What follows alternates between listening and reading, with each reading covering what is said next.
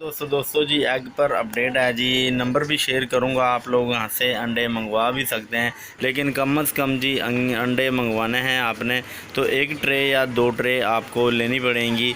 एक दो अंडे या दर्जन अंडे नहीं मिलेंगे, ठीक है। तो चलिए फ्रेंड्स नंबर मैं आप लोगों को पहले बता दूं, फिर ट्रे का रेट 03244696 326, ठीक है जी। ये अंडे वाले का नंबर है और नाम यार मुझे इसका जहन से निकल गया, मुस्तफ़ा नाम है जी इसका। और आप इससे अंडे ले सकते हैं, इससे रेट पूछ सकते हैं, डेली का इससे रेट पूछ लें बेशक, ठीक है।